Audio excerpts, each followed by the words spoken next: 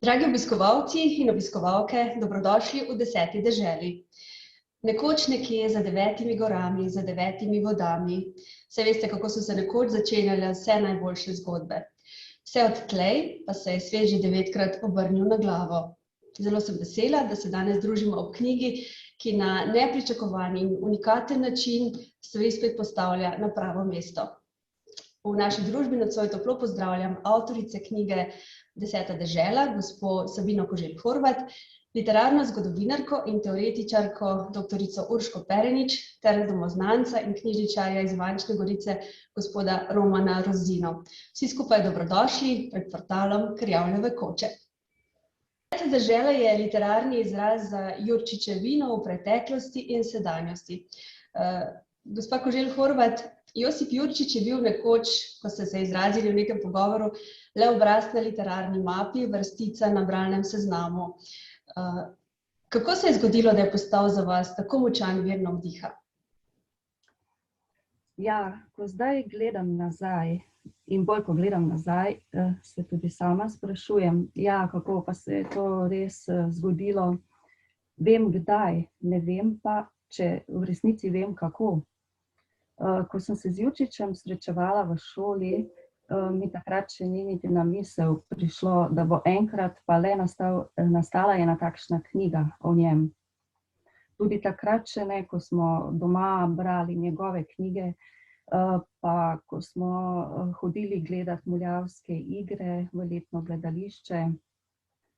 Ja, Jurčič je bil res samo eden v nizu pisateljev v tej literarni mapi, s to razliko, da mi je bil že takrat bliže od vseh ostalih.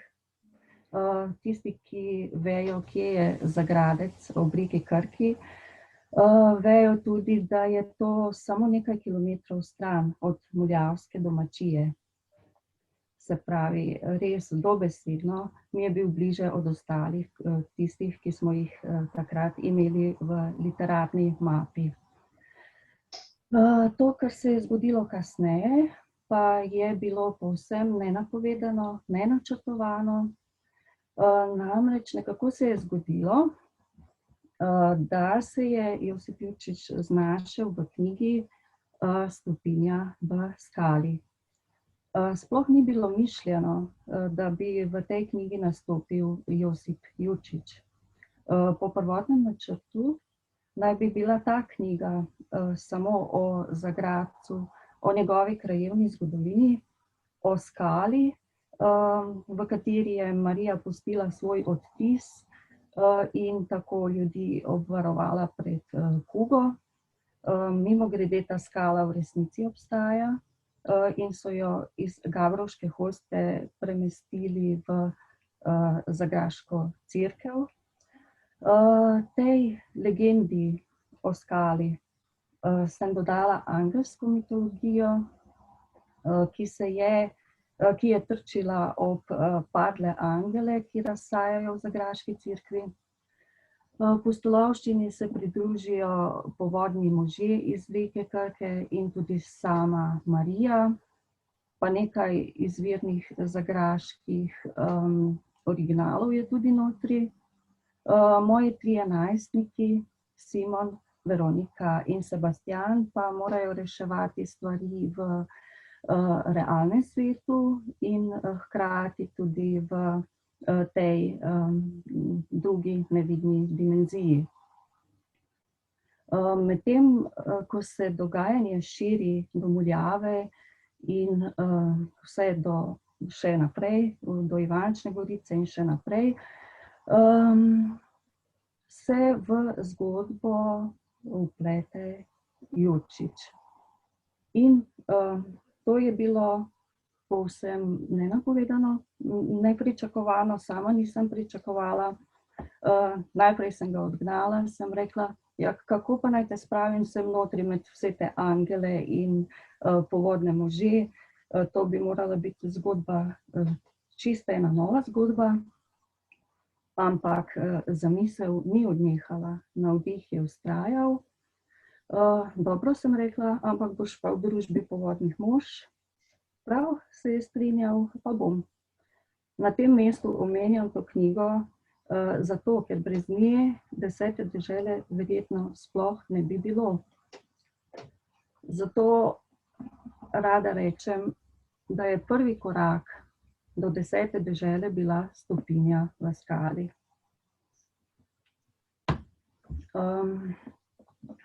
Čeprav je stopinja v skali napisana v stilu 10. dežele, ima enigme, preplete, zaplete in nasploh ima širši doseg, je bila pred 4 leti objavljena samo lokalno za krajevno obletnico za Graške cerkve in se je ne da dobiti v knjigarnah. Je pa knjiga našla pot do Ivaške knjižnice in tam jo je opazil knjižničar, mojster pomoznanstva Roman Rozina. Jurčič iz Stopinje se ga je še posebej dotaknil.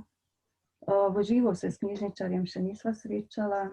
Jaz sem namreč odšla iz svojega domačega kraja v tistem letu, ko se je v Ivančni Gorici odprla knjižnica. In tako ni bilo priložnosti. Mi je pa poslal mail s pisateljskim izzivom o tem, kako se je stvar razvijala naprej in kako je vse to potekalo, o tem pa lahko kasneje pove kar nekaj on sam. Tako bomo še na to temo kakšno rekli. Povejmo, da zdaj živite v Osijeku, sicer pa vas z Josipom Jurčičem povezujejo številne naključja ravno s temi razdaljami, zanimive povezave. To, da sta oba objavila svoj romanesni prvenec prav pri celjski Mohorjevi družbi, je samo eno izmed njih, mar ne? Ja. Ko je Jurčič v 19. stoletju poslal svoj rokopis na takratni Mohorjev literarni natečaj, si verjetno sploh ni mislil, da bo ta ista založba obstajala v enem še tako oddaljenem trenutku v prihodnosti, da če bi bil zdaj tukaj, bi se lahko priključil na tale naš Zoom. Zame je velika radost in čast, da je moja knjiga izšla prav pri isti založbi, pri kateri je Josip Jurčič objavil svoj prvenec. 10. dežela je moj prvi roman pri Mohorjevi založbi. Moj prvenec pri Mohorjevi založbi pa je bila slikanica o ogenjčku.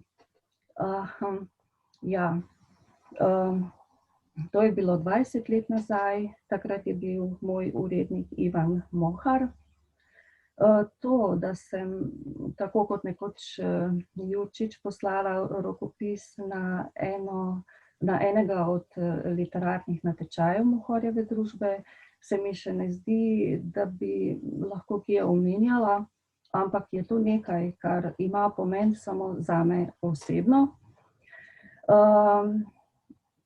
Za ogenjčka sem namreč poslala dobesedno z roko napisano besedilo, ki sem ga še malo opremila z miniaturnimi ilustracijami.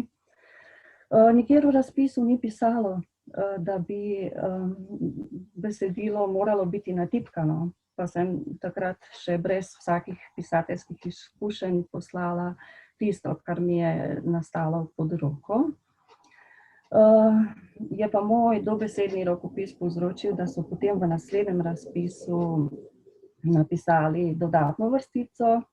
Vsa besedila morajo biti natipkana in poslana na disketah. Zdaj, ko gledam nazaj, je čudno, da moj kupček papirja ni končal v košu za smeti. Tako pa lahko rečem, da sem prestopila prag Mohorjeve založniške hiše samo s kupčkom na roke popisanega papirja. To pa je že bliže temu, kar je storil tudi Jurčič v 19. stoletju, ko se je itak vse pisalo na roke. Danes ne bi šlo, si ne morem zamisliti, da se Saška prebija skozi 10. deželo, ki sem jo načečkala z roko. Če se vrnem na vprašanje o zanimivih povezavah in številnih naključjih, ne bi si upala reči številna naključja.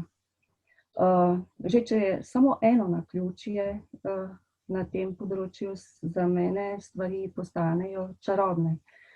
Torej, ne bi rekla številna naključja, ampak naključja v številkah. Ja, tako bo bolj prav. Številka, dakle, se pravi naključja.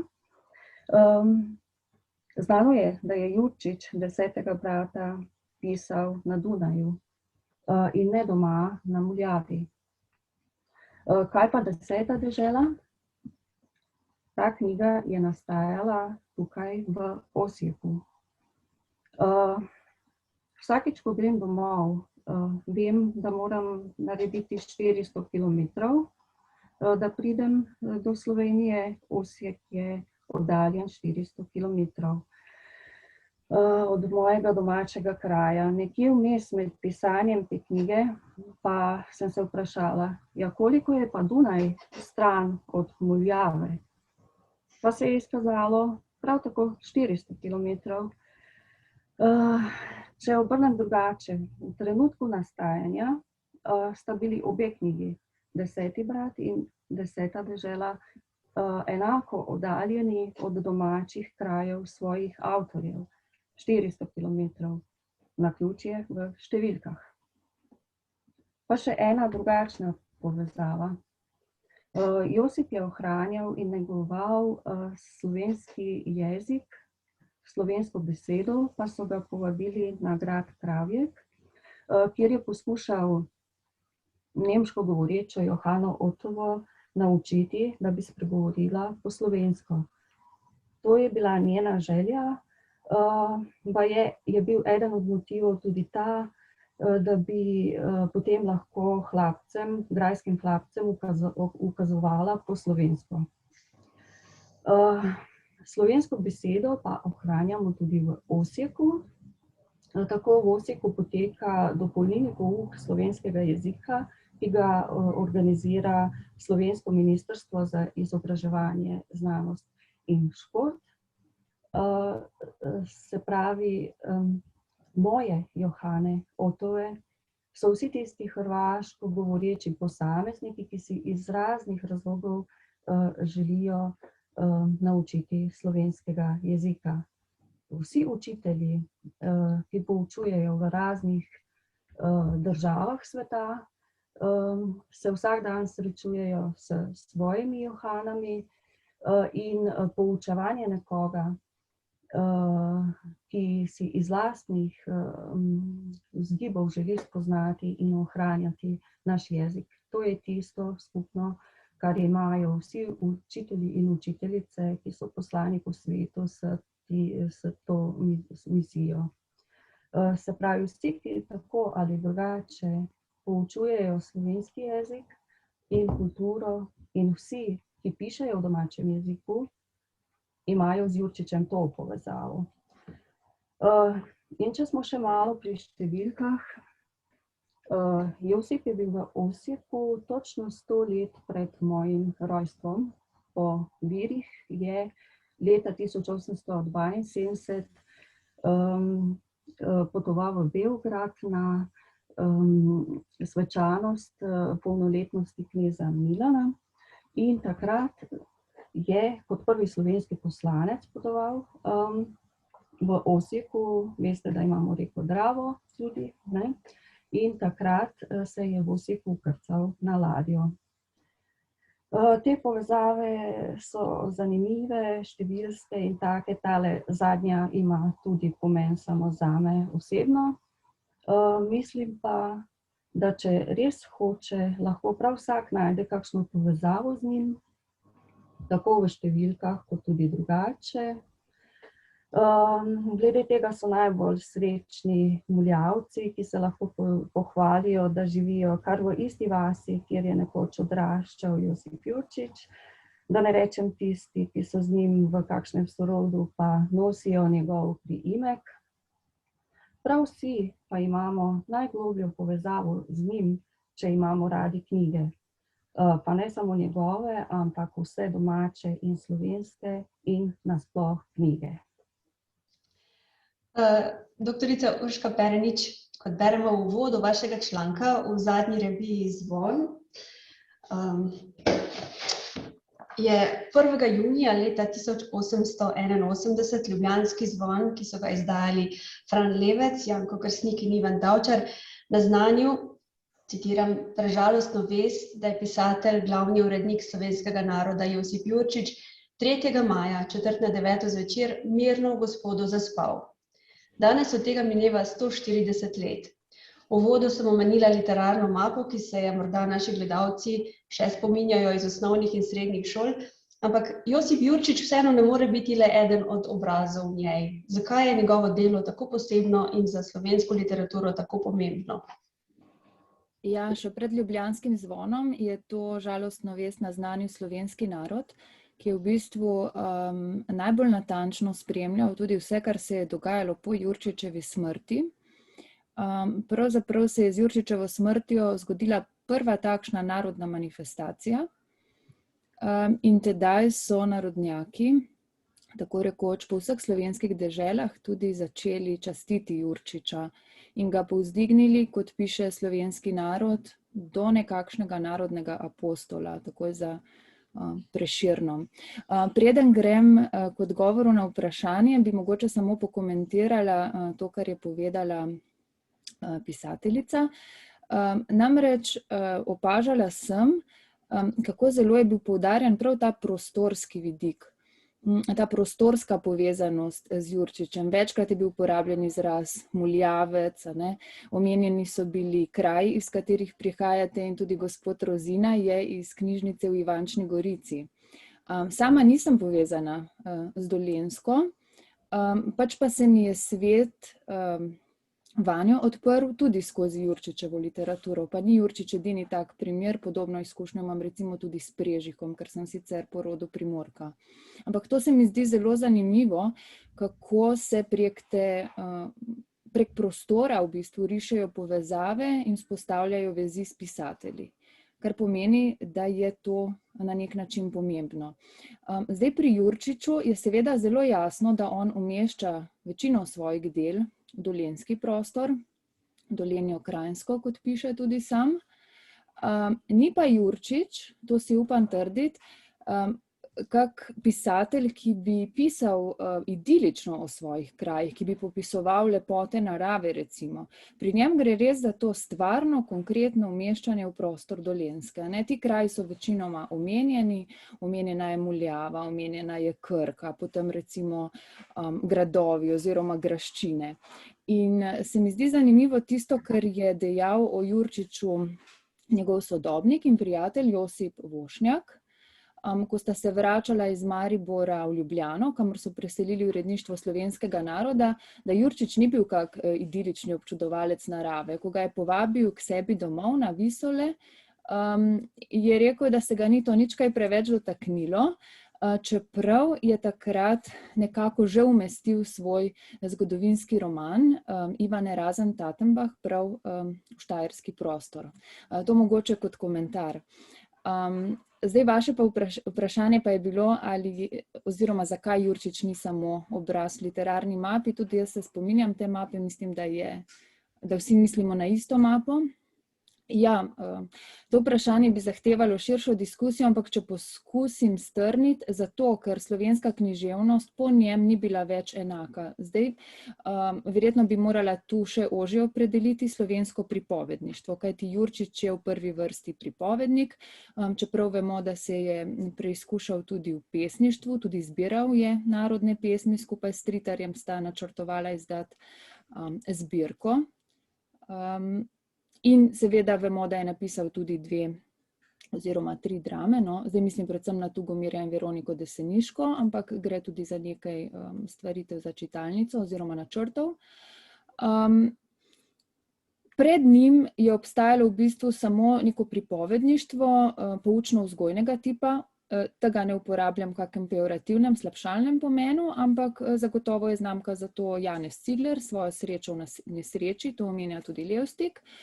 No, z Jurčičem pa gre pripovedništvo pravzaprav v neko modernejšo smer, zato pravimo tudi, da je prvi pomembnejši slovenski pripovednik. Razen tega je znal Jurčič pripovedništvo peljati večtirno. To pomeni, da je imel pred sabo v bistvu vse ljudstvo in je naslavljal tako tiste preprostejše kmečke bralce, na katere se je obračala Mohorjeva družba, kakor tudi tako imenovanega promeščanskega, bolj izobraženega bralca, ki je bral denimo Slovenski glasnik, uredništva Antona Janežiča v Celovcu. Tole bi rekla na kratko. In ustvaril v bistvu pripovedništvo, kakršnega nismo imeli. Morda tu omenim poleg prvega slovenskega romana, kar vsi izpostavljamo, tudi ta generativni vzorec turške povesti, kakršno je pozneje vse več zalagala Mohorjeva družba in je bila v bistvu tudi njen glavni, najbolj trdoživ žanr. Gospod Roman Rozina, vi ste menda zaslužni za spodbudo k pisanju. Josip Jurčič se tokrat ni prvič pojavil v opusu naše avtorice, kot smo slišali malo prej. Kaj je botrovalo tej pogumni zamisli, da bi tak pristop ali bolje tematika lahko nagovorila sodobnega bralca, mladega? S tem imate veliko stika. Ja, gotovo. V naši knjižnici sem skrbnik domoznanske zbirke in zato pozorno spremljam, kaj je novega na tem področju. Tako sem z zanimanjem prebral roman gospe Sabine z naslovom Stopinje v skali, o katerem je že govorila. Gre za posebno romaneskno delo v življenju v reki Krki, v kateri seveda nastopa tudi Jurčič in ker ga je avtorica predstavila izjemno tankočutno, se mi je zdelo primerno, da bi za Jurčičevo leto izšel roman samo v Jurčiču.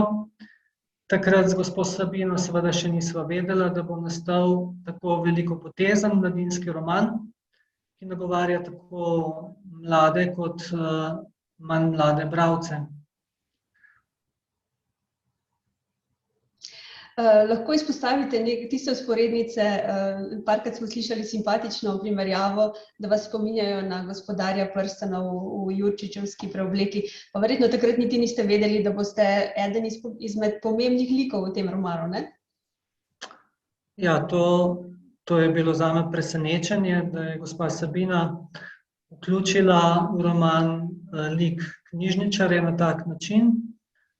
Kakorkoli že, Tolkienov roman je kultno fantazijsko delo in vzporednice z Deseto deželo so se mi ponujale kar same od sebe. Namreč, kar je v tem romanu, angleškem romanu Prstan, je v Deseti deželi krona bele kače. Tako Prstan kot krona po pravih rokah naredi veliko dobrega, v nepravih, vemo v Brdavsovih, pa povzroča težave. Oba romana sta fantazijska in se odlikujeta po izjemni pisateljevi domišljiji. Verjetno moj najbolj priljubljen odlomek oziroma poglavje iz knjige je personificiran pogovor med Muljavo, Dunajem in ostalimi kraji, ki so kakorkoli povezani z Jurčičem. To je samo en primer izjemne pisateljeve domišljije, pisateljičine domišljije. Pa še nekaj se mi zdi pomembno, obe deli sta čudovit literarni prikaz boja med svetlobo in temo, med dobrim in zlim. Spomnimo se seveda Gospodarja prstanov, tudi v Deseti deželi je ta vidik pomemben, tako etični, duhovni vidik, torej sta pomembni sestavini obeh romanov. Sabina, v knjigi pa predvsem v govoru v njej pogosto slišimo, da sta glavna junaka, devetošolca Ema in Jakob, uspela Jurčiča osvoboditi iz ječe šolskih učbenikov. V resnici je to uspelo vam s to knjigo. Tista dilema, s katero si v knjigi tare glavo Jakob, ko bi rad napisal seminarsko nalogo drugače, kot je bilo karkoli dotlej napisanega, je bila v resnici vaša. Gre za zelo enciklopedično delo, pravzaprav ogromno nekih podatkov. Kakšne so bile priprave na to obsežno delo? Ja, slovenska klasika v objemu nove domišljije, tako bi rekel, tako je rekel temu Jakob. Ni težko napisati biografije, težko je napisati zanimivo biografijo, glede na to, da so vsa dejstva, da je življenjepis osebe, o kateri pišeš, splošno poznan, da je objavljen v učbenikih, v raznih virih. Ponavadi vse veš, kdo, kako, kaj. Nimaš prostora za zaplete in presenečenja, ve se, kdaj se oseba rodi, kdaj umre, v koga je zaljubljen, kdo ga ima rad, kdo ga ne mara, kdaj je nesrečen, kdaj je srečen in tako naprej. Vse podrobnosti so znane. Torej, kako iz tega ustvariti nekaj, kar bi bralca vleklo naprej. Ena opcija je bila sicer res, da le kronološko opišem njegovo življenje od začetka do konca, od rojstva do smrti s vsemi temi znanimi dejstvi, seveda v obliki romana in prilagojeno za mlade. Enostaven, linearen postopek. V tem pa nisem videla dovolj izziva, sama s tem ne bi bila niti najmanj zadovoljna. Nočem ga kar tako izolirati tam v 19. stoletje, ga gledati samo oddaleč, pa da se mi zdi komaj živ. Pa sem razmišljala, treba je narediti most med tu in tam, potegniti bližnjico med njegovim in našim časom. Torej, potrebujem kakšnega najstnika, ki bo šel čez. Naj bosta dva, da se lahko kregata ali pa da se imata rada. Rabim nekaj dovolj močnega, kar bo Jurčiča potegnilo iz učbeniških okov. Kaj vse se od tam da na aktualen način preslikati v današnji čas in obratno. Rabim en realističen najstniški okvir, kjer pa je Jurčič zajemal tudi izročila, rabim še en domišljijski okvir in nekaj, kar osvetli knjige in pomen branja. Pred seboj sem imela kupček biografskega gradiva in nekaj v papirju, nekaj v digitalnih virih. Ostalo pa sem morala potegniti iz navdiha. Kako bo zgodba potekala, koliko dogajalnih nitk naj vpletem, kje naj jih prepletem in kako naj vse to naredim, da bo na koncu iz tega nastala ena smiselna celota. To je bila tudi dilema, kakšne prijeme naj uporabim, kakšne pripovedovalne postopke, da bodo junaki res ostajali pred očmi bralca čim bolj živo in čim bolj tukaj. Sama obožujem zaplete, paralelne postopke, časovne preskoke, živo dogajanje, pa vse tisto, kar obožujem pri drugih, ki knjige pišejo zame, hočem ponuditi tudi sama, ko jaz pišem za druge. Urška, kot res izvrstna poznavalka literarne zgodovine na vseh ravneh, tudi kot predavateljica, kako pa vi doživljate to ujetost teh literarnih likov v včasih okostenele in tisočkrat slišane fakte? Kako se vi spopadate s tem, da je treba jih vedno predstaviti na nek nov način, o njih povedati kaj novega? Je to sploh mogoče? Ja, zagotovo je v literaturi vedno mogoče povedati nekaj novega. Zdaj, ker smo pri Jurčiču, meni se zdi vedno zelo pomembno, čeprav mogoče študentom to ni vedno všeč, ker jih zasuješ celo vrsto podatkov. Torej, zelo pomembno se mi zdi se približati tudi pisatelju kot človeku, se pravi poskušati izrisati njegovo človeško podobo, zato ker če si opremljen s temi podatki, historičnimi, biografskimi, lahko bistveno drugače razumeš in bereš to delo, ne? In sploh, ko gre za neka časovno bolj oddaljena obdobja, je pravzaprav to toliko bolj nujno. Danes so zato tudi neki prijazni časi, mislim na digitalizacijo v tem smislu, da nam ponuja celo vrsto gradiva, časopisja, raznih virov, pisem recimo,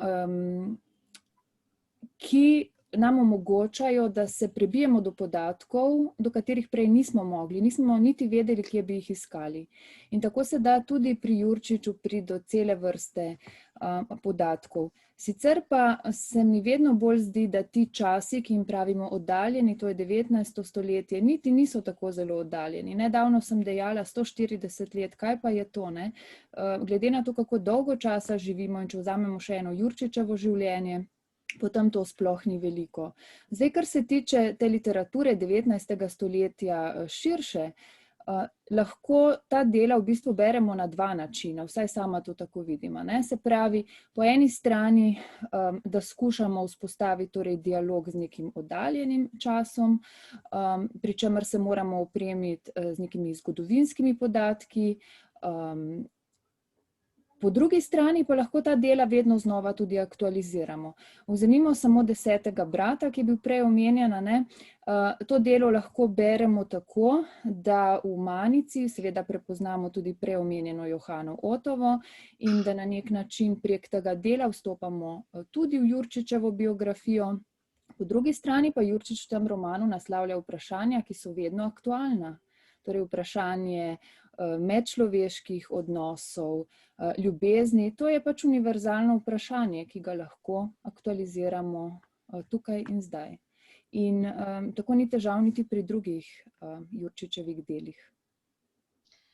Gospod Roman, ravno zdaj smo slišali to, Jurčič ni tako daleč in vsem, ki imamo odnos do literature, ki nam je Jurčič blizu ali pa katerikoli drug klasični slovenski literat, se nam zdi, da bi to moralo biti še vedno nekaj, kar bi bilo železni repertoar seznamov, ki jih morajo mladi prebrati, preden se odpravijo v svet, v življenje.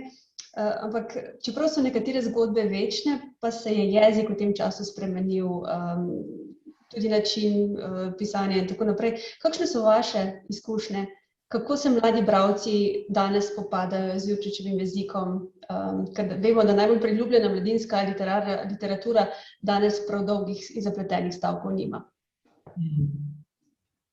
Ja, kolikor poznam najstnike in njihove bralne navade, se jim Jurčičev jezik zdi precej arhaičen in ga težko razumejo, ne? Razlog je gotovo v tem, da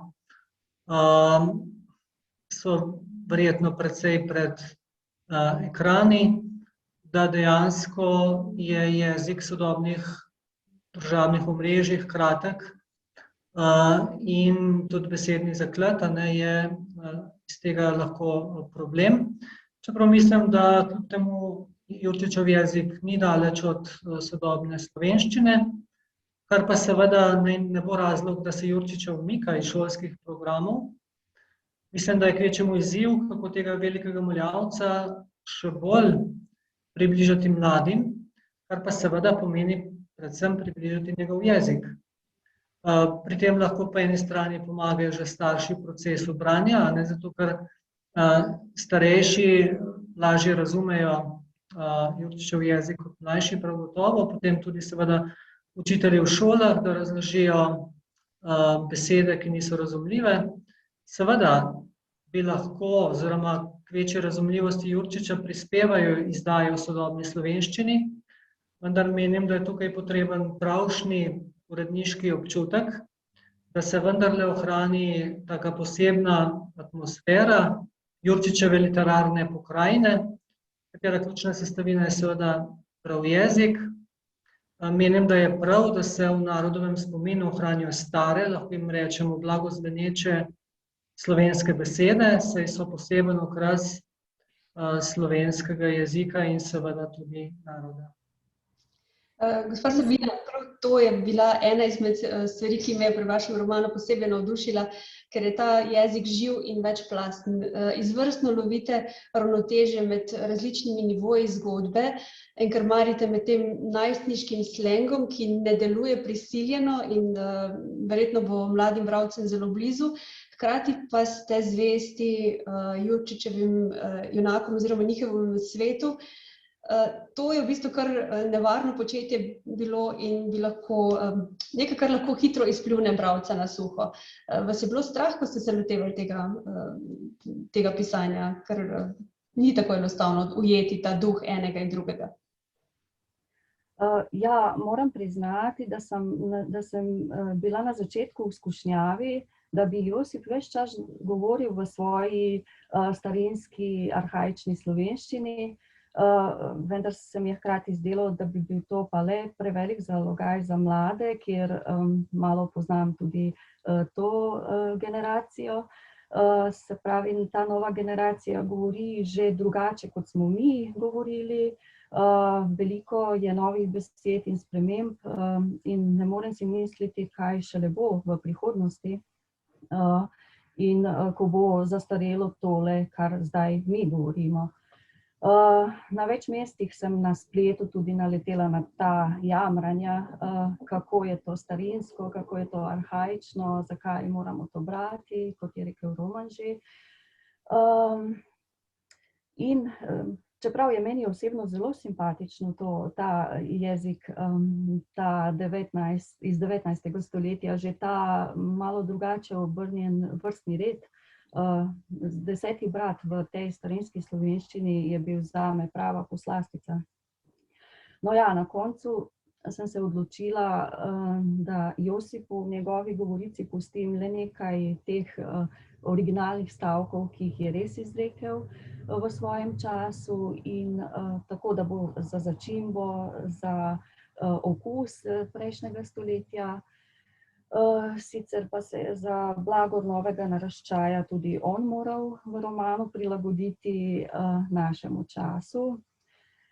Že v svojem času pa je pokazal, kako se hitro uči in napreduje v literaturi. In jaz verjamem, da bi bil med prvimi, ki bi obvladal tudi vse odtenke in preobrazbe tega našega slovenskega jezika. V kakšne originale bi spravil v nas sodobne Slovence? Navdušila me ne samo to izvrstno krmarjenje med različnimi nivoji jezika, ampak tudi vaše izpeljave vzporednic med težavami, ki jih imajo Jurčičevi liki v njegovem opusu in mi v sodobnem času tudi s čisto aktualnimi težavami okrog epidemije, mask in vseh ostalih težav, ki so nam krojile življenje v zadnjem letu in še več.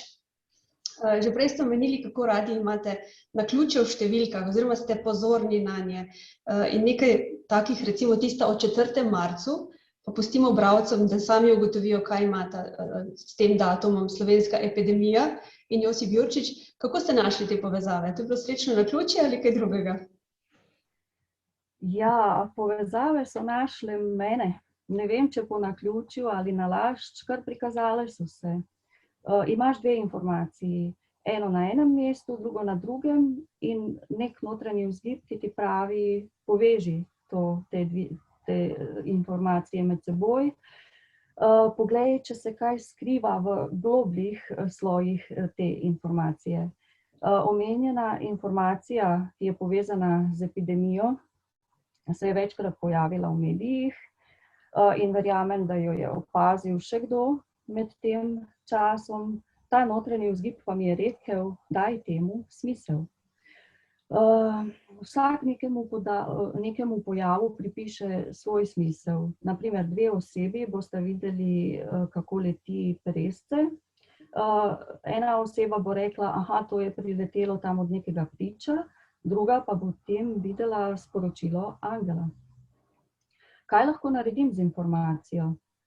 Pisatelji imajo to umetniško svobodo, da informacijam lahko pripišejo res širok razpon pomenov in se poigravajo z delčki informacij, jih vklopijo v celoto, če ta obstaja, tako kot kamenčke v mozaik.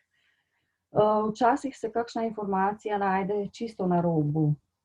Lahko je res, lahko pa tudi ni res. Kaj, če je res? 4. marec je bil zame ena takih informacij. Saj Jurčič ne more narediti nič več za sodobni svet.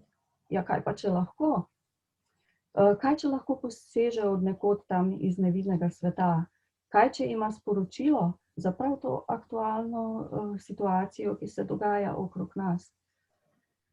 Pa tudi, če ga nima, bi ga verjetno imel, če bi ga lahko. Umetniška svoboda mi dovoljuje, da se poigravam s temi idejami.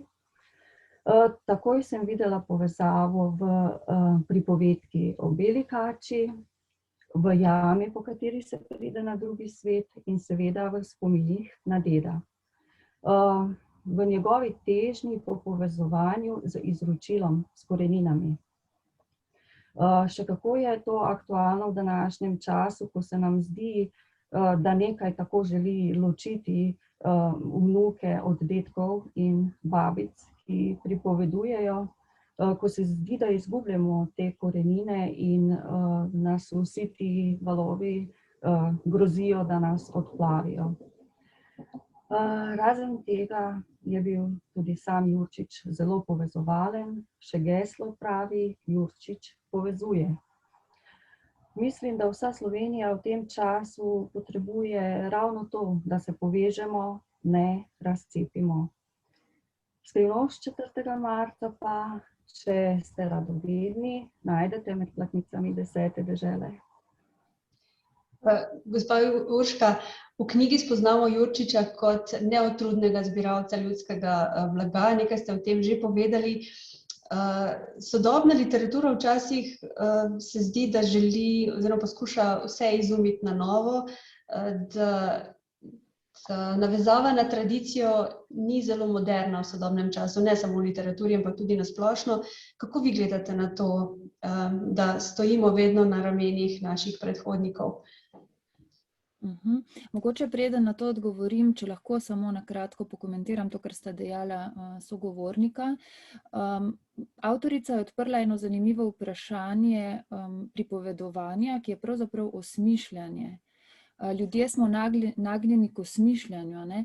Tudi če bi imeli recimo 5 naključnih podatkov, bi iz njih verjetno spletli zgodbo. In to je ta naša potreba tudi, ki je obča človeška potreba po pripovedovanju. Zelo se strinjam tudi s tem, kar je dejal knjižničar o neposodabljanju Jurčičevega jezika, zato ker če ta jezik posodabljamo, potem izgublja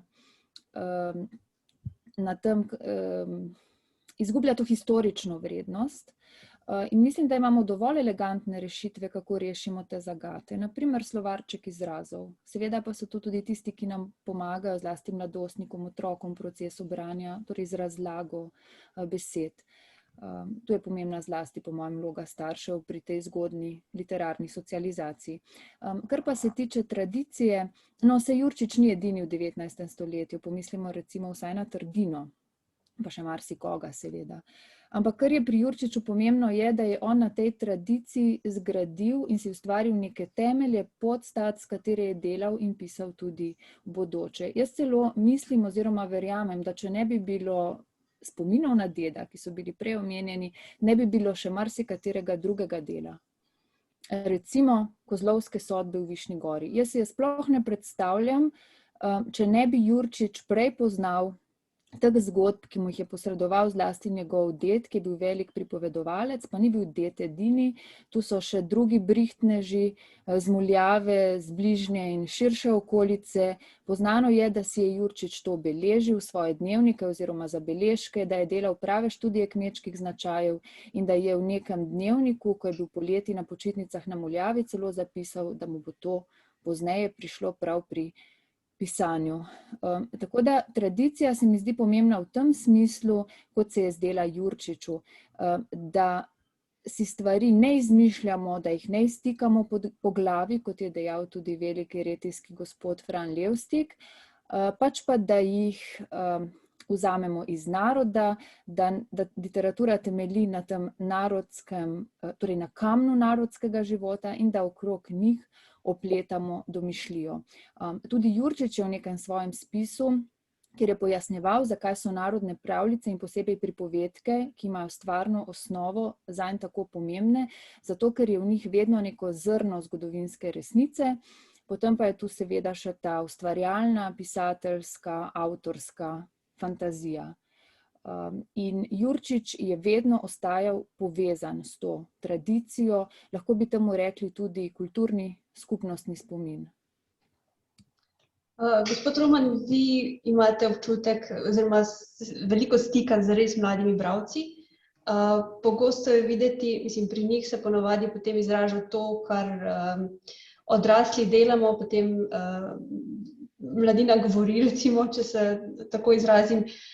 Pogosto je videti, da ne z izročilom, ne simboli ne ravnamo prav pametno. Kaj bi vi na mostu med 19. in 21. stoletjem, na primer, rekli Jurčiču v zvezi s tem? Ja, gotovo je gospa Sabina na nek način lucidno postavila spomine na deda kot simbol literarnega in pa siceršnjega izročila. Jurčič se je, kot vemo, zelo dobro zavedal, kaj pomeni spomin naroda, zato je hodil okrog z odprtimi očmi in zvezkom ter pisalom v roki. Dejstvo seveda je, da če zbrišemo tradicijo, nas dejansko ni. Tega se v tej digitalni dobi verjetno premalo zavedamo, čeprav zavedanje po drugi strani tudi raste. Mislim, da bi potrebovali še kakšnega Jurčiča, da obriše prah, ki se nabira v knjižnicah, arhivih, skratka na knjigah, ki čakajo, da jih bomo spet odprli. Gospa Sabina, grafično je knjigo opremil priznani ilustrator Damjan Stepančič. Kako je za pisatelja, ki mesece dolgo ustvarja knjigo, neguje tega svojega duhovnega otroka, oblikuje, zaliva like, hodi z njimi spat, se z njimi zbuja in v vas so verjetno zrasli v nekih podobah, ki so vam bile zelo blizu. Potem, ko gre to med končni fazi do urednika, ilustratorja in do bralca, ti liki dobijo drugačno podobo. Ko pride nazaj do vas, ni vedno takšna, kot ste si jo vi zamislili. Kako ste doživljali ta proces pošiljanja v svet in sprejemanja te podobe, ki se je razvila na tej poti? Ja, to, kar je ustvaril Damjan Stepančič na naslovnici in na zadnji strani, je že samo po sebi svojevrsten portal v 10. deželo. Ravno dovolj skrivnostno vzdušje, ta rjavljeva kočica med drevesi, ravno prav vabljiva, in korenine, močan simbol za tisto, kar iščemo v spominih na deda. Damjanova vizualna čarovnija se je oprijela celo hrbta 10. dežele, kar je meni še posebej všeč. Tudi njegove vinjete nad poglavji v sami knjigi so vstopnice v posamezne dele 10. dežele. Na primer čevlji, ki jih 10. brat nosi obešene čez ramo, se tukaj preobrazijo v najstniške superge, ki so simbol za dileme in soočenja dveh prijateljev. Vstop v opus ima za simbol belo kačo in Jurčičevo prvo pripovedko in del, ki je posvečen knjižničarjem, šepetalec knjigam, ima pero. Toliko je in Jakobov, toliko 10. bratov in krjavljev in celo toliko Jurčičev je, kot je bralcev. Vsak si iz svoje domišljije potegne malo drugačno podobo. To je ta interakcija med domišljijami, med domišljijo pisatelja in domišljijo bralca. Preko knjige se pisatelj s svojo domišljijo dotika domišljije bralca in če ima bralec dovolj bujno domišljijo, In če je pisatelj dovolj dober v tem, potem lahko iz papirja vznikajo te podobe, ki bralca in tudi pisatelja lahko popolnoma prevzamejo. Ko knjigo odpreš in začneš brati, se pravi, se junaki oslobodijo teh okov, zaživijo v tem nekem nevidnem psihičnem skupnem svetu in to v vsaki domišljiji malo drugače. Zato moj šepetalec knjigam pravi, knjiga oživi šele, ko jo kdo bere. Na tem mestu omenim še eno osebo, ki je knjigo postavila in tehnično oblikovala, tako da je zdaj takšna, kot je, res lepa. Lidija Murenc jo je oblikovala.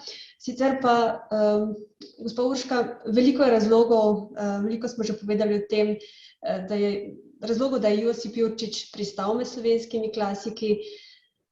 Če bi morali povzeti njegovo sporočilo za sodobnega bralca, kaj mu ponuja, bo med klasiki ostal tudi v prihodnosti, zgolj zaradi zgodovinskega pomena, ali si predstavljate, da bo to sporočilo ostalo brezčasno? Veliko vprašanj. Morda bi rekla tudi to, da je Jurčič imel srečo v tem smislu, da ga je sprejel medse osrednji krog, ne? Tu mislim na Levca, na Vošnaka, na Tavčarja, skratka na vse, ki so z njim delovali. In to je bilo zelo pomembno, tako da on je bil že za časa svojega življenja pravzaprav priznan. Vstopil je torej s to pripovedko o Beli kači, ampak potem je tu nagrada Mohorjeve družbe in ko on napiše prvi roman, je v bistvu že neko poznano ime na literarnem prizorišču. Velike zasluge, zato ima potem gotovo tudi Fran Levec, ki je prvi izdal njegove zbrane spise. Jurčič mu je namreč na smrtni postelji zaupal svojo zapuščino, ni pa Levec vsega izdal. In potem nosijo tu zasluge, da je prišel med klasike tudi poznejši mlajši literarni zgodovinarji, kjer bi izpostavila Ivana Prijatelja z odlično napisanim urednikovim uvodom, s tem, da Prijatelj ni do konca uresničil svojega ambicioznega projekta znanstveno-kritične izdaje, za njim je potem prišel Rupel in zbrana dela. Kaj hočem povedati? To, da ni tako samoumevno, da pisatelj postane klasik, to, po čemer me sprašujete, ampak da je potreben tudi nek proces kanonizacije, ki se zgodi v literarni zgodovini oziroma v literarni kritiki in ki avtorja ustoliči.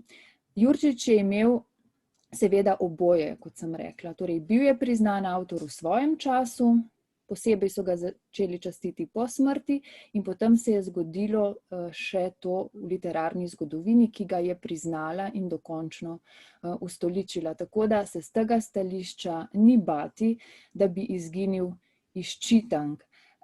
Tisto, kar se meni zdi pomembno pri Jurčiču, pa je, da ga beremo v celoti njegov opus.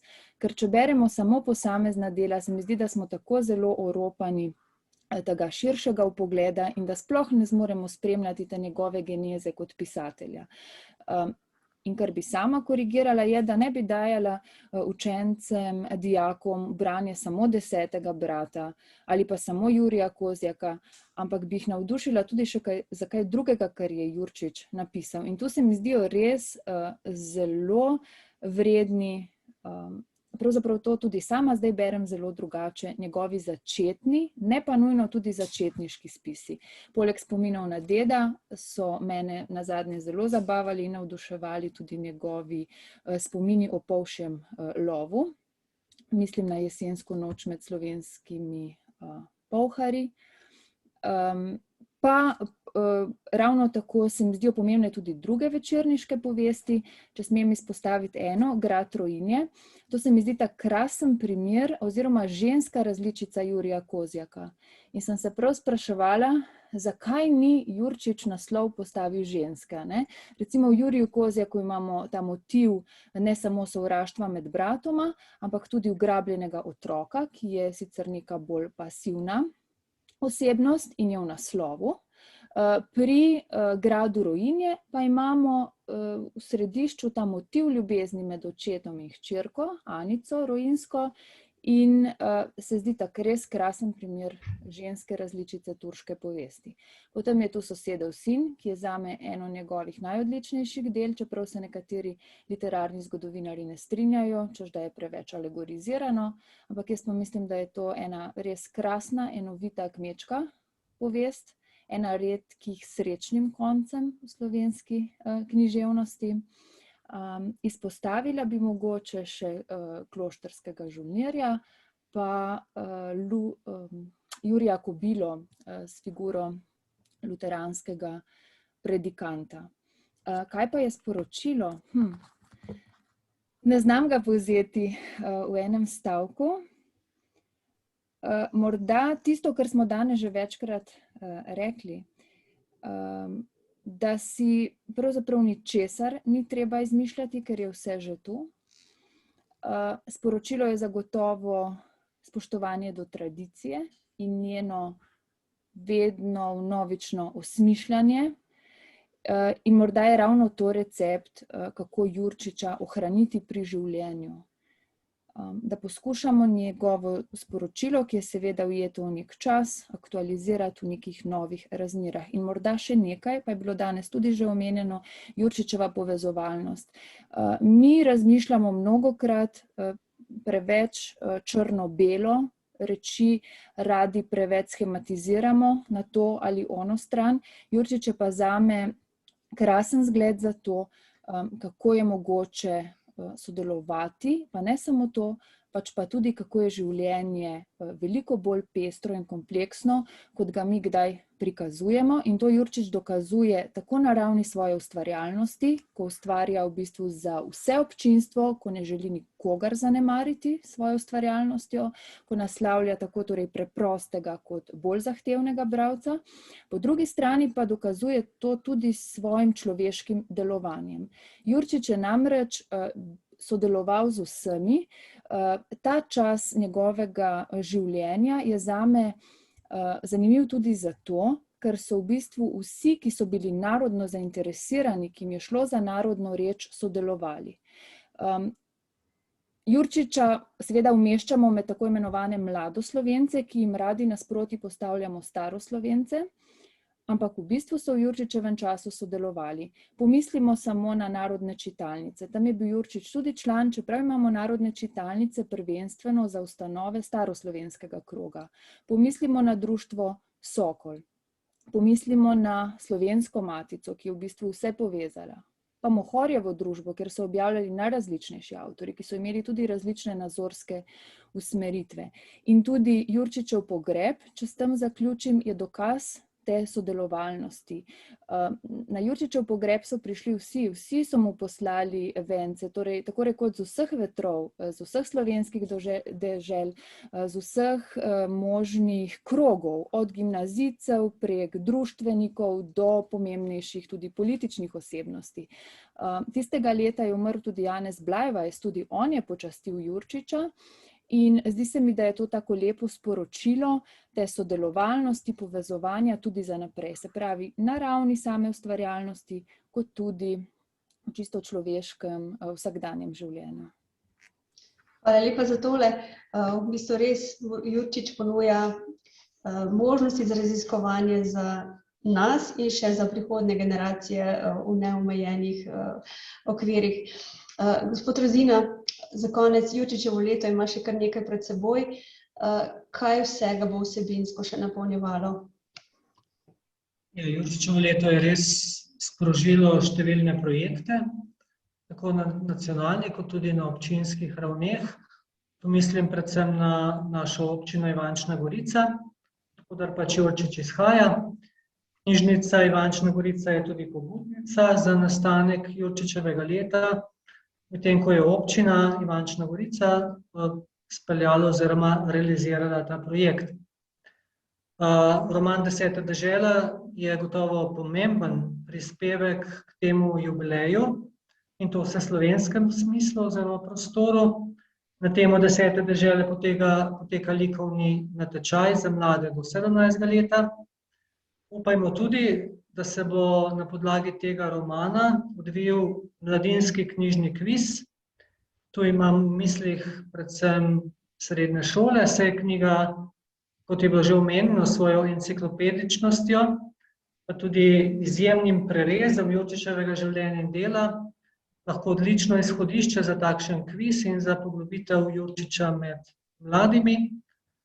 Knjižnica Ivančna Gorica je zelo vpeta v Jurčičevo delo, tukaj imamo knjižno razstavo ob Jurčičevih jubilejih. Na vašem kanalu sodelavko Ksenijo Medved bereva Jurčiča oziroma objavljava prispevke o Jurčičevih delih.